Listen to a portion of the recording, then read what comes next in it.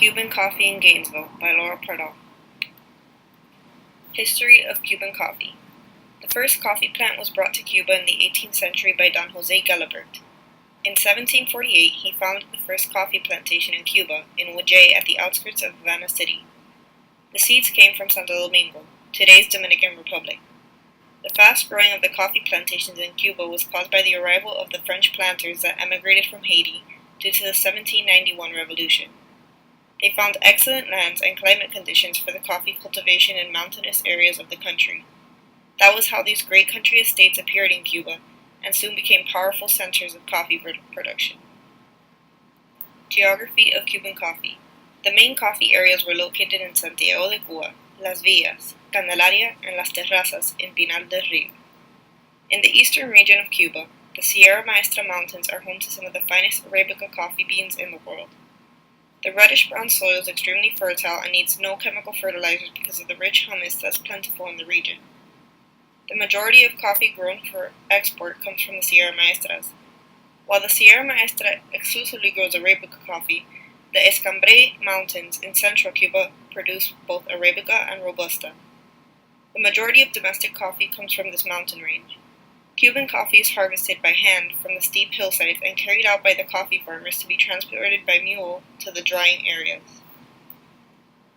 Economic geography of Cuban coffee. Difficulties in Cuban coffee growing include excessive rainfall followed by drought and poor roads. The use of mules for transport and traditional methods are still commonplace.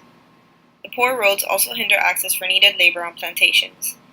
These hardships, along with political issues, made for the failure of the coffee industry, as well as the trade of many other goods that were produced in the country.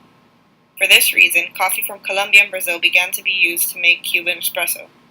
Eventually, immigrants from Cuba would settle in America, bringing along their farming techniques and beans to start producing Cuban coffee in the United States. At this point, people would use exotic coffee beans and make the espresso using the Cuban method, but the beans themselves were not purely Cuban. States.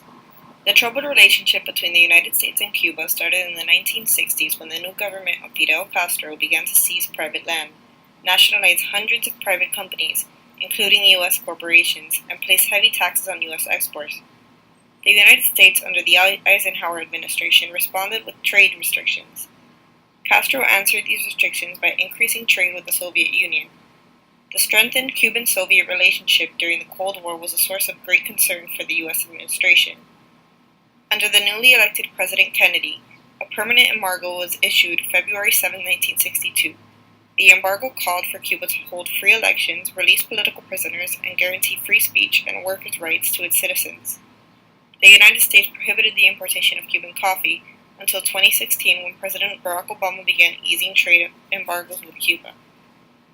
When the embargo was put into place, Cuban coffee brands that were being produced in the U.S. began to thrive because it was the only source people had to obtain the product.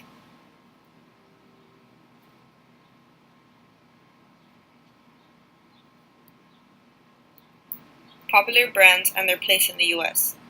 When the political situation in Cuba became difficult, many families migrated to the U.S. in search of a new beginning.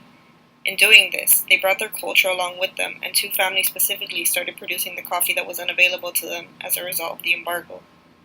One of these families was the Ustelos, who joined hundreds of newly Americanized Puerto Ricans who moved to the United States and settled in East Harlem. The Ustelos began roasting at home and eventually were able to open their own storefront in 1931. In 2000, Bustelo was finally bought by Rowland, a rival family-owned company with the Cuban roots. Rowland was owned by the Sutos family, who began the company after arriving in Florida in 1960. Once Rowland bought Bustelo, marketing significantly expanded. The other family, which was also bought by Rowland, was the Vasquez family, and they did Café Pilon, which it can be traced back to 19th century Cuba, where it had been brewed and served with pride for more than 100 years. Manuel Vasquez, the owner, decided to move with his family to the U.S. after many years of managing his prospering coffee brand. Vasquez offered Pepe Sutos the opportunity to roast his formula in his own roasting plant, Rowland Coffee Roasters. These two brands of coffee are very common in the U.S., and they are what you would find in many Cuban cafes, such as Niapa, the one in Gainesville. While Cuban coffee production has its origins in the country itself, for a long time now it's been produced in the United States.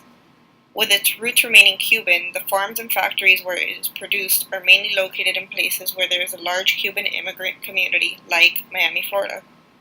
From these domestic factories, the coffee grounds and beans are sent throughout the U.S. to places where there is a demand for the product, like Gainesville.